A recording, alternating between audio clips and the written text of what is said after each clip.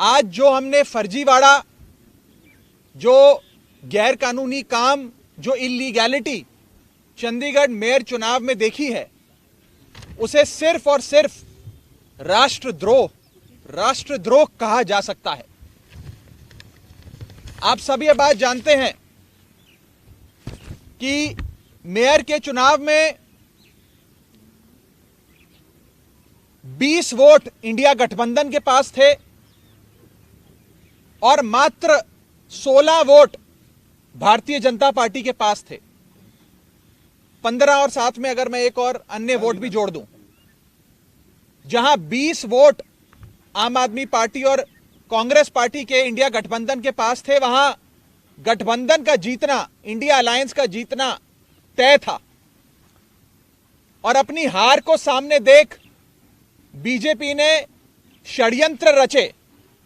सबसे पहले 18 जनवरी को होने वाले चुनाव में प्रिसाइडिंग अफसर, जो चुनाव कराता है अफसर, उसे बीमार करके अस्पताल में भर्ती करा दिया ताकि उस दिन चुनाव ना हो। फिर चुनाव की जब नई तारीख आई जो हाईकोर्ट ने निर्धारित करी, उस बीच ऑपरेशन लोटस करके आम आदमी पार्टी की और कांग्रेस के पार्षदों को खरीदने की कोशिश करी गई। जब बीजेपी का ऑपरेशन लोटस भी फेल हो गया तो बीजेपी ने आज आप सबकी आंखों के सामने और आप सबके कैमरों में कैद जो फर्जीवाड़ा किया है, पहले मैं सिलसिलेवार तरीके से आपको बताना चाहता हूं। बीजेपी ने अपने ही पार्टी के माइनॉरिटी विंग के ऑफिस बियरर को प्रिसाइडिंग अफसर बनाया। यानी कि जो शख्स घोषित भाजपा का सदस्य है, उनका ऑफिस बियरर है, पदाधिकारी है, उस माइनॉरिटी विंग के सेक्रेटरी को प्रिसाइडिंग अफसर बनाकर उसकी देखरेख में चुनाव कराने की घोषणा करी। चुनाव में जब वोटिंग समाप्त हुई और काउंटिंग की बारी आई तो इस भाजपा के ऑफिस बियरर प्रिसाइडिंग अफसर ने किसी भी पार्टी के इलेक्शन एजेंट को आगे नहीं आने दिया। आप सब जानते हैं, आप सब चंडीगढ़ मेयर चुनाव देखते आए हैं, जब भी वोटों की गिनती होती है तो इलेक्शन एजेंट, तमाम पार्टियों के इलेक्शन एजेंट अपनी आंखों के सामने काउंटिंग टेबल पे खड़े होकर काउंटिंग करवाते हैं। लेकिन पहली बार इतिहास में देखा गया कि इलेक्शन एजेंट्स को दूर कर दिया गया, उन्हें टेबल के नजदीक नहीं आने दिया गया।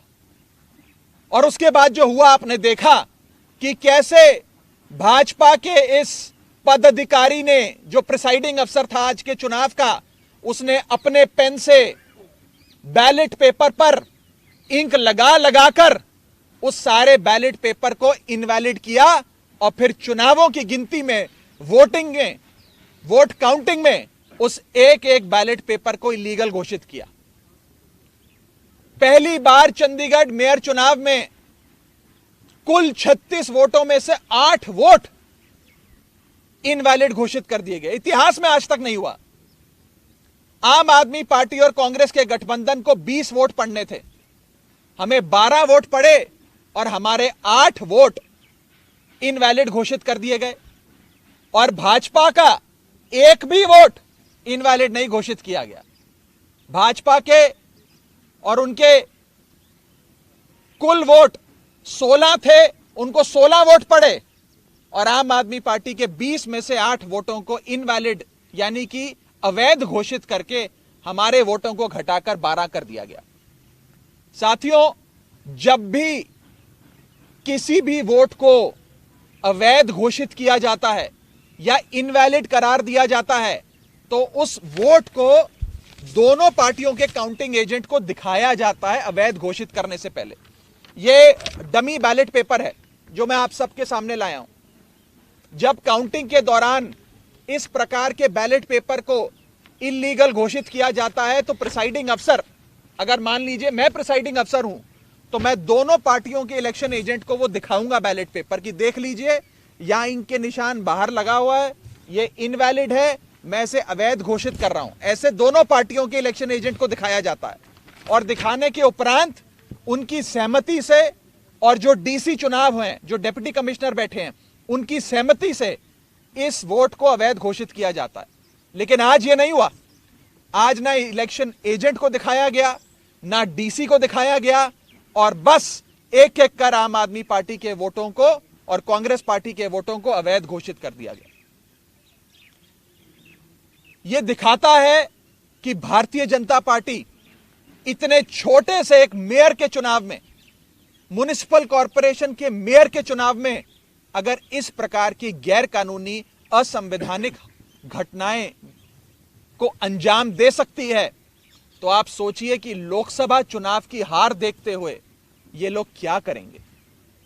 क्या भाजपा इस देश को नॉर्थ कोरिया बनाना चाहती है कि इस देश में चुनाव ही ना हो, और चुनाव सिर्फ उसी स्थिति में हो जहां भारतीय जनता पार्टी पूरी मशीनरी को रिग कर पूरी चुनावी प्रोसेस को विशिएट कर चुनाव जीत सके। साथियों, मैं अनिल मसीह, जो भारतीय जनता पार्टी के माइनॉरिटी विंग के पदाधिकारी हैं और आज के प्रिसाइडिंग अफसर हैं, उनके खिलाफ कार्रवाई की मांग करता हूं। आपराधिक मामला दर्ज होना चाहिए और उनकी गिरफ्तारी होनी चाहिए। ऐसे लोग और ऐसी पार्टियां जो हमारे देश की लोकतंत्र की सरेआम हत्या कर रहे हैं, उन लोगों को बाहर रहने की कोई आवश्यकता नहीं है। उन लोगों की सही जगह जेल है, उन लोगों को जेल होनी चाहिए। और मैं एक और आपको फैक्ट बताना चाहता हूं। जब भी काउंटिंग के दौरान कोई भी इलेक्शन एजेंट पार्टी का ऑब्जेक्शन रेस करता है, तो उस ऑब्जेक्शन को डिप्टी कमिश्नर और वहां पर बैठे जो इलेक्शन ऑफिसर्स होते हैं, उनसे सलाह मशवरा करके उसका हल किया जाता है। आज पूरे सदन में हंगामा चल रहा था, लोग आपत्ति दर्ज कर रहे थे, प्रिसाइडिंग अफसर के कंडक्ट पे सवाल खड़े कर रहे थे, लेकिन प्रिसाइडिंग अफसर इलेक्शन कराते रहे, काउंटिंग करते रहे, और जैसे ही बीजेपी के कैंडिडेट को उन्होंने घोषित किया बतौर विजेता, उसके बाद जितने भी बैलेट पेपर थे काउंटिंग के, उन्हें जल्द से जल्द हटाकर एक कमरे में लॉक कर दिया गया। न जाने उन बैलेट पेपर्स के साथ इन लोगों ने आगे क्या किया होगा। बैलेट पेपर तक किसी पार्टी के किसी प्रत्याशी को, किसी काउंसलर को नहीं दिखाया गया। बैलेट पेपर तक गायब कर दिया गया है। यह आज सरेआम देश का एक महत्वपूर्ण शहर चंडीगढ़ में आप सबकी आंखों के सामने घटा है। मैं बस इतना ही कह सकता हूं कि भारतीय जनता पार्टी इंडिया गठबंधन से इतना घबरा गई है, इतना डर गई है कि अब वो इस प्रकार की असंवैधानिक घटनाएं, गैर कानूनी घटनाओं को अंजाम दे रही है। मैं सीधा बस इतना कहना चाहता हूं कि भारतीय जनता पार्टी ने जो आज चंडीगढ़ मेयर चुनाव में किया है, वो सीधा सीधा देशद्रोह है। यह देशद्रोह से कम चीज नहीं है, और इन लोगों के खिलाफ कार्रवाई होनी चाहिए। नहीं तो इस देश के आम आदमी का लोकतंत्र से और चुनावी प्रक्रिया से विश्वास उठ जाएगा। मैं आगे अनुरोध करूंगा कांग्रेस पार्टी के वरिष्ठ नेता पवन बंसल जी को कि वो आपको संबोधित करें। धन्यवाद दोस्तों। जो आज म्युनिसिपल कॉर्पोरेशन चंडीगढ़ के बीच में हुआ है, ऐसा जंगल राज का नाच कभी कहीं नहीं देखने को मिला होगा। आदमी कल्पना भी नहीं कर सकता था कि इस हद तक भारतीय जनता पार्टी बुखलाकर अपनी हार अपने सामने देखती हुई इस हद तक पहुंच जाएंगे।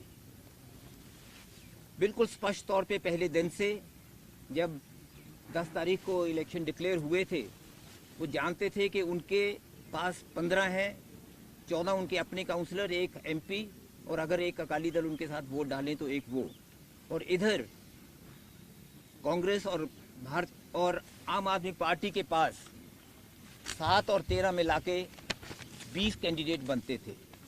आपस में हमारा फैसला हुआ था कि जैसे पहले by default Bharatiya Janata party को जीतने दिया। हम लोगों ने गैर हाजिर रहकर इस बार ऐसा नहीं करेंगे, क्योंकि इससे पहले जैसे आप जानते हैं दिल्ली में पार्टीज़ का एक गठबंधन Indian national democratic inclusive alliance के नाम पर गठित हुआ था।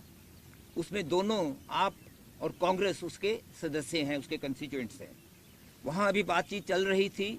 इसमें इतनी जब बीच में ये इलेक्शन आए जिसका फैसला एकदम करना था, तो यहाँ हमें उसी माहौल को बनाने के लिए जिसमें वहाँ था कि एज़ फार एज पॉसिबल आपस में अलायंसेस होते रहेंगी, उसके लिए यहाँ हमने ये फैसला किया हम इकट्ठे मिलकर ये चुनाव लड़ेंगे। बीजेपी को हराने के लिए, बीजेपी को ही सिर्फ हराने के लिए नहीं, सही मायने में लोकतंत्र को फिर पुनर्जीवित करने के लिए, लोकतंत्र की भावनाओं को फिर आगे लाने के लिए, और जो लोकतंत्र के साथ उसका गला घोंटा जा रहा था उसको रोकते हुए, और फिर लोकतंत्र जिस हिसाब से हमारे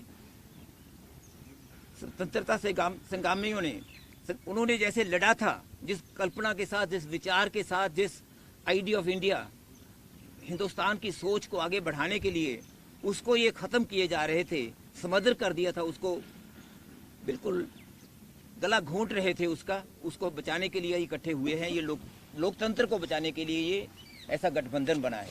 उसकी शुरुआत आप जानते हैं सब चंडीगढ़ से यहाँ होनी थी और हो रही थी। पिछले दिनों में पहले तो आप जानते हैं कि 18 तारीख को क्या हुआ। 18 तक भी लगातार ये लगे रहे हर प्रयास करने, हमारे काउंसलर्स को और आप पार्टी के काउंसलर्स को, दोनों को अलग अलग तरह से कुछ भी कोशिश हो जो सब उन्होंने की। यहाँ तक भी ज़रूरत की हमारे और लोगों से भी बात करने की कि वो कुछ कर पाएँ, और सब तरह के उन्होंने प्रलोभन दिए। लेकिन जब उन्होंने देखा कुछ नहीं हो रहा, तो 18 तारीख को जब वहाँ पहुँचे, मौके पे वहाँ जाके पता लगा कि नॉमिनेशन पेपर्स जो पोल उस दिन होना था उसको डिफ़र करके इनडेफिनेट अभी तारीख नहीं दी थी। क्यों? क्योंकि श्री अनिल मसीह इनके जो अपने नॉमिनेटेड काउंसलर हैं, शायद आज तक उनका नाम नहीं पहले आपने सुना होगा, 18 से पहले उनको इन्होंने नॉमिनेट किया था एज प्रिजाइडिंग ऑफिसर। उनको बीमार कर दिया क्योंकि बहुत आसान था उनको हिदायत देनी, और अस्पताल में वो चले गए। वहाँ दो बातों के बीच में बहुत बड़ी कॉन्ट्रडिक्शन थी। ये बातें ज़रूरी हैं ये बताने के लिए कि ये एक इंट्रीग, एक साजिश के तहत सब हो रहा था। उस वक़्त उन्होंने तो अपनी स्टेटमेंट में प्रेस को कहा कि मैं काफ़ी समय से मेरी बैक पेन है, लेकिन डिप्टी कमिश्नर ने कहा कि मेरे पास समय नहीं था कोई और किसी काउंसलर को नॉमिनेट करने के लिए जो मौके पे भी एकदम हो सकता है। अगर मीटिंग में सभी सदस्य इकट्ठे भी हो जाएं, अगर वहाँ प्रिजाइडिंग ऑफिसर नहीं पहुँचे, उनमें से एक को भी किसी को उठा के वहाँ बैठा दिया जाता है कि ये प्रिजाइड ओवर करेंगे। लेकिन उन्होंने ऐसा नहीं किया। जब अपने उन्होंने एक्शन में एक कमी देखी तो लॉ एंड ऑर्डर का सिचुएशन उन्होंने खड़ा कर दिया। लोग इनके पहुँचे हुए थे 16 तारीख को दफ्तर में हल्ला करने के लिए, लेकिन उसका फ़ायदा उठाते हुए इन्होंने इलेक्शन 6 फरवरी के लिए डिक्लेयर कर दिए। बेबस होके हम लोगों को हाई कोर्ट में जाना पड़ा, और हाई कोर्ट ने जो फटकार उनको दी आप वो सब जानते हैं, आपने सब देखा है। और उसके हाई कोर्ट के हिदायत पर ये आज हुआ कि आज इलेक्शन 30 तारीख को तय हुए। हाई कोर्ट ने ये ज़रूर कहा था कि जो काउंसलर्स हैं उनके साथ उनके समर्थक कोई ना आए, लेकिन हाई कोर्ट ने ये नहीं कहा था कि वहाँ मीडिया भी नहीं पहुँचे। इन्होंने ये पहली बार, और चीज़ों के साथ साथ एक पहली बार ये किया कि मीडिया को भी वहाँ आने नहीं दिया, मीडिया बाहर रहे। और उन्होंने, जो मैं फिर कह रहा हूँ कि वो कल्पना भी नहीं हो सकती थी। हमें ख्याल आता था दिमाग में भी ऐसी क्या चीज़ है कि जब इनके तावड़े जी यहाँ आए वो कह रहे थे कि हम जीतेंगे, हर हालत में जीतेंगे, आप आश्वस्त रहिए कि हम जीतेंगे। अपने काउंसलर्स को कह रहे थे भी क्या ऐसी चीज़ है जिससे वो करेंगे। सब प्रयास उनके विफल रहे। तो उन्होंने आज जब चुनाव शुरू हुए उस वक़्त, अगर आप एक पता नहीं शायद गलती उनसे हो गई, जिसने वो की होगी उसको भी सज़ा देंगे ये लोग, वो सारे का सारा इन्होंने लाइव स्क्रीन पे दिखाना शुरू कर दिया। और वो लाइव स्क्रीन पे हम लोगों को बाहर सभी को देख रहा था, आप भी देख रहे होंगे उसको। उसमें एक एक नॉमिनेशन पेपर पे अगर आप गौर से देखें, मैं उनका धन्यवाद करता हूं जिन्होंने, दोस्तों ने वो उसको पकड़ा। एक एक नॉमिनेशन पेपर पे एक साइड पे थोड़ा सा निशान लगा के दूसरी तरफ हस्ताक्षर करते हैं। हमने डिप्टी कमिश्नर से पहले रिक्वेस्ट की हुई थी कि ये जो प्रिजाइडिंग ऑफिसर हैं उनके पास पेन अलग रंग का होना चाहिए, हरे रंग का उनके पास पेन होना चाहिए, ताकि ऐसा ना हो कि वही कोई निशान लगा दें जिसका हमें डर था वो करें। हमने ये ज़रूर सुनिश्चित किया कि बैलेट पेपर देने से पहले ऐसा ना कर दें।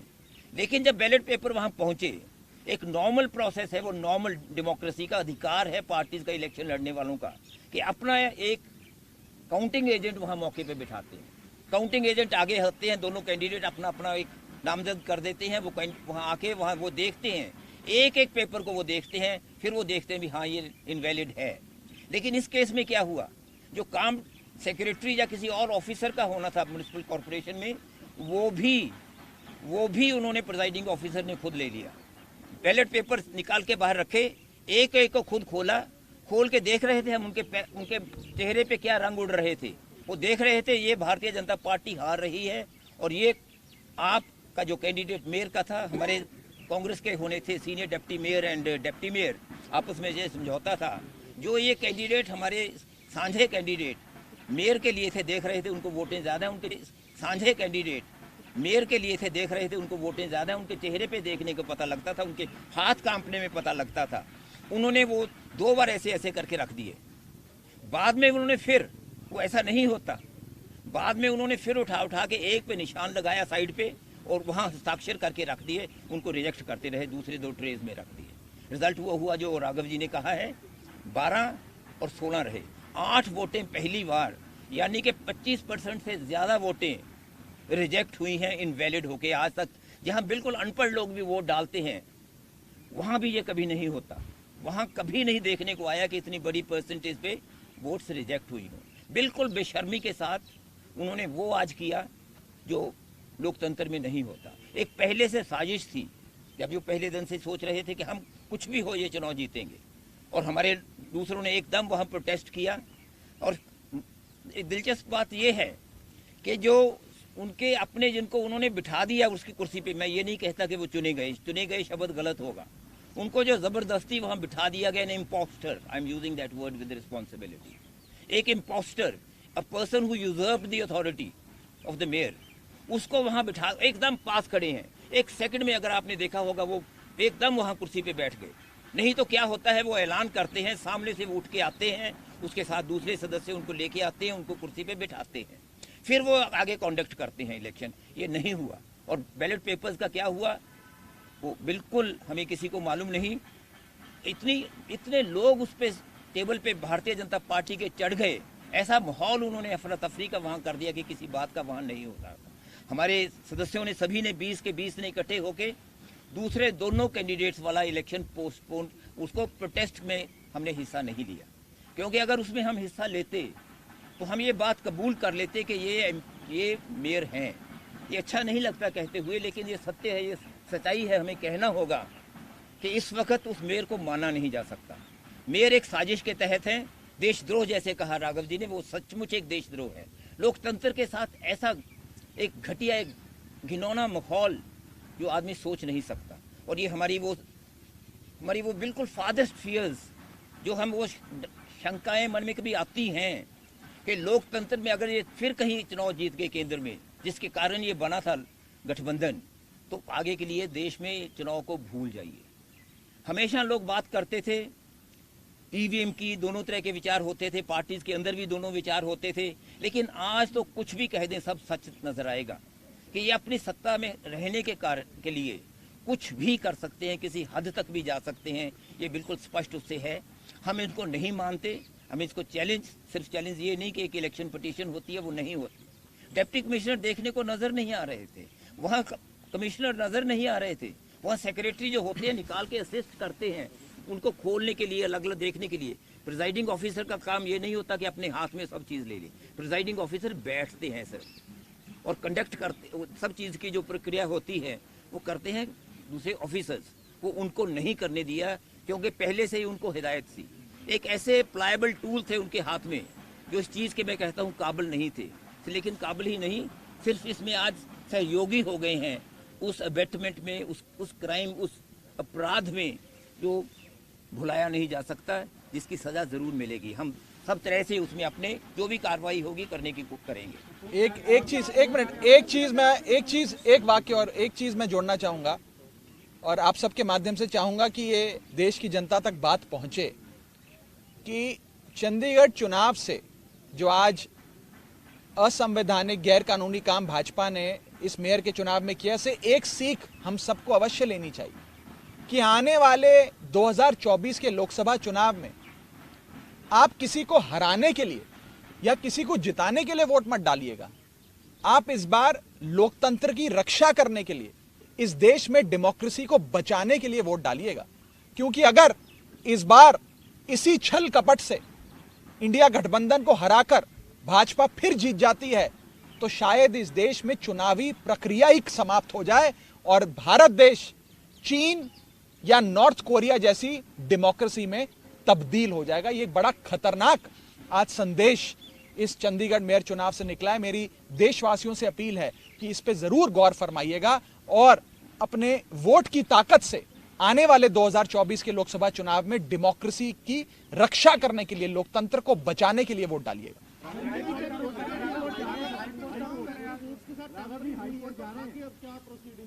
देखिए, अभी हम अपने कांग्रेस पार्टी, आम आदमी पार्टी मिलकर बैठेगी।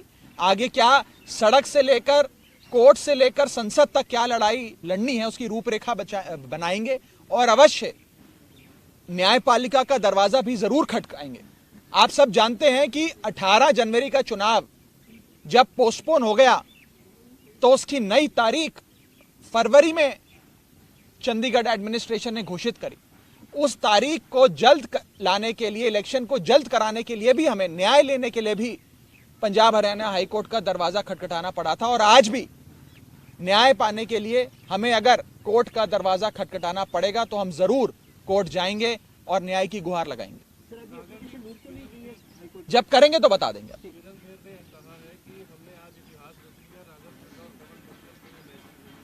इतिहास तो रच दिया, मैं तो सहमत हूं। आज जो सांसद चंडीगढ़ से जो है किरण खेर जी, उन्होंने कहा कि हमने इतिहास रच दिया और ये राघव चड्ढा और पवन बंसल के लिए संदेश है। मैं और बंसल साहब दोनों हाथ जोड़कर कबूलते हैं, आप लोगों ने तो इतिहास रच दिया, लेकिन इतिहास राष्ट्रद्रोह करने में रचा है।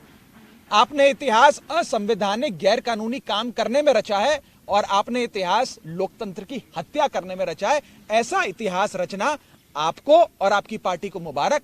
हमारी पार्टी अवश्य लोकतंत्र को जीवित रखने के लिए, उसे बचाने के लिए लड़ाई लड़ती रहेगी। यह सत्ता की बात नहीं है, इसमें यह नहीं कि मेयर आज इस पार्टी का है कि उस पार्टी का है, हम सत्ता में आ गए, वो सत्ता में आ गए। यह लड़ाई अब उससे कहीं बड़ी है, यह लोकतंत्र को बचाने की लड़ाई है। अगर आप खुद सोचिए कि एक मेयर जैसे छोटे से चुनाव में अगर बीजेपी यह हरकत कर सकती है तो 2024 के चुनाव में अपनी आंखों के सामने हार देख बीजेपी क्या क्या गैर कानूनी काम करेगी, आप इसका अंदाजा भी नहीं लगा सकते। आप कह रहे हैं कि आगे लोकसभा में ऐसा हो सकता है, तो आपकी क्या प्रिपरेशंस है? आप कैसे भाई हमें जैसे इलेक्शन भी ऐसा लग रहा था कि मेयर की इलेक्शन ही लोकसभा की इलेक्शन नहीं, आज नहीं कहा जा सकता भी आगे को क्या करेंगे। आज तो पहला दिन है। आज तो मेयर के अभी हमारे काउंसलर्स वहाँ धरने पे बैठे हैं, अभी तो धरने पे वहाँ बैठे हैं। हम देखेंगे उनका क्या रवैया रह रहा है। आगे हम क्या करेंगे 2024 का, वो इलेक्शन लोकसभा का, वो इस वक्त नहीं कहा जा सकता। लेकिन ये चीज पहले बंसल साहब पूरा कर लें। बंसल साहब उन्हें पूरा करने दीजिए। Let him finish. बंसल साहब ऑफिसर के बारे में पहले 10 जनवरी को भी वही नोटिफिकेशन आई कि उन्हीं को प्रिजाइडिंग ऑफिसर बनाया गया। उसके बाद दोबारा से जब नई स्थिति आई तो उसके भी अली मसीह को बनाया गया। उसके क्यों नहीं विपक्ष ने आपने? नहीं, जरूरत नहीं थी, वो कहने की जरूरत नहीं थी। इतना उन पे हमें विश्वास करना चाहिए, मानना चाहिए। अगर वो उसको अपॉइंट करते हैं, वो आए हैं बिल्कुल अच्छे बैठ के आज कर रहे हैं, तो वो दर्शाता है कि उस दिन वो सब एक होक्स था, उस दिन वो झूठ था उनका कि मेरी बैक पेन बहुत दिनों से। देखिए एक मिनट, हाईकोर्ट का जो ऑर्डर आया था, हाईकोर्ट ने अपने ऑर्डर में ये कहा कि इस पूरी इलेक्शन प्रोसेस की वीडियोग्राफी होगी और उस वीडियो का संज्ञान हाईकोर्ट खुद लेगा। मुझे पूरा विश्वास है कि पंजाब हरियाणा हाईकोर्ट में जब इस पूरे इलेक्शन प्रोसेस का वीडियो पहुंचेगा और ऑनरेबल जजेस अपनी आंखों से खुद देखेंगे कि कैसे भाजपा के माइनॉरिटी विंग के एक पदाधिकारी जो प्रिसाइडिंग अफसर बने, अपने ही पेन से निशान लगा लगाकर बैलेट पेपर को अवैध घोषित कर रहे हैं। ये सारी चीजें जब हाईकोर्ट के सामने आएंगी तो हाईकोर्ट अवश्य कार्रवाई करेगा। पर आम आदमी पार्टी, कांग्रेस पार्टी, इंडिया गठबंधन मिलके सड़क से लेकर संसद तक, न्यायपालिका से लेकर सड़क तक क्या लड़ाई लड़नी है, आगे क्या रूपरेखा होगी, उस पर अवश्य चर्चा करेंगे और हाईकोर्ट का दरवाजा भी जरूर खटखटाएंगे। बिल्कुल प्रिसाइडिंग अफसर के खिलाफ कार्रवाई करेंगे। मैं तो आज इस मंच से ये मांग करता हूं कि प्रिसाइडिंग अफसर ने देशद्रोह किया है, उसे गिरफ्तार करना चाहिए, उस पर आपराधिक मुकदमा चलना चाहिए। सबसे बड़ा दोषी है। जरूर हम कंप्लेंट भी करेंगे, कार्रवाई की मांग भी करेंगे, और सिर्फ कार्रवाई की नहीं, उनकी गिरफ्तारी की मांग करते हैं। लोकसभा के चुनाव आ रहे हैं तो चंडीगढ़ सीट भी आम आदमी पार्टी के साथ मिलकर लड़ेंगे। See, this is not a setback for one coalition, one alliance or one party. It is a setback for India's democracy. And as a Democrat, as somebody who believes in India's democracy, we are aggrieved, we are hurt, and we are flabbergasted, we are worried as to what will happen in the upcoming 2024 polls. If BJP can resort to such low levels, stoop to such low levels and commit forgery, illegality, and something that should even be labeled as an act of sedition, then BJP can go to any level to rig the election process and to indulge in every possible electoral fraud and electoral malpractice. And in fact, we would even request the High Court, when the matter goes there, to ensure and to direct that a proper inquiry be conducted into the entire conspiracy as to who all were the partners in it, and action should be taken against all of them. देखिए, हम ये मांग करते हैं और हम कल high court में भी इस दलील को रखेंगे कि पहले जो आज इलेक्शन एक इलीगल इलेक्टोरल फ्रॉड हुआ जो है, उसे सेट असाइड किया जाए। दूसरा, एक fresh election, free and fair election call किया जाए। और तीसरा, पंजाब हरियाणा हाईकोर्ट के द्वारा अपॉइंटेड एक रिटायर्ड हाईकोर्ट जज को प्रिसाइडिंग अफसर बनाकर पूरे इलेक्शन प्रक्रिया फिर से कराई जाए, ताकि इस बार कोई बीजेपी का पदाधिकारी प्रिसाइडिंग अफसर बनकर अपने ही हाथों से इंक लगाकर वोटों को अवैध यानी कि इलीगल घोषित ना करे और फ्री एंड फेयर इलेक्शंस हो। फ्री एंड फेयर इलेक्शंस और डेमोक्रेसी भारत के संविधान के बेसिक स्ट्रक्चर का हिस्सा है। अगर इस प्रकार से फ्री एंड फेयर इलेक्शंस और डेमोक्रेसी को समाप्त किया जाएगा तो यह भारत के संविधान पे चोट है। मुझे पूरा विश्वास है कि ऑनरेबल कोर्ट इसका संज्ञान लेकर उचित कार्रवाई इस विषय में अवश्य करेंगे। Thank you. दिल्ली की जो मेयर है वो भी सुप्रीम कोर्ट का रास्ता इख्तियार करती नजर आए। वो कहते हैं हमें समितियों की पावर नहीं दी जा रही है। देखिए, भारतीय जनता पार्टी से, जैसा कि मैंने कहा, हर फोरम पे लड़ाई लड़नी पड़ेगी और इस देश के लोकतंत्र को बचाना पड़ेगा। हम दिल्ली में भी लड़ाई लड़ते हैं, हम चंडीगढ़ में भी लड़ाई लड़ेंगे, पर इतना ही कहना चाहता हूं कि अंत में जीत सत्य की होती है। कोई फ्रॉडस्टर नहीं जीतता, कोई इम्पोस्टर नहीं जीतता, कोई देशद्रोही अंत में नहीं जीतता। इंडिया जीतेगा, इंडिया गठबंधन जीतेगा। ये मैं आपको पूरे विश्वास से कहना चाहता हूँ। I please don't ask such question. Thank you.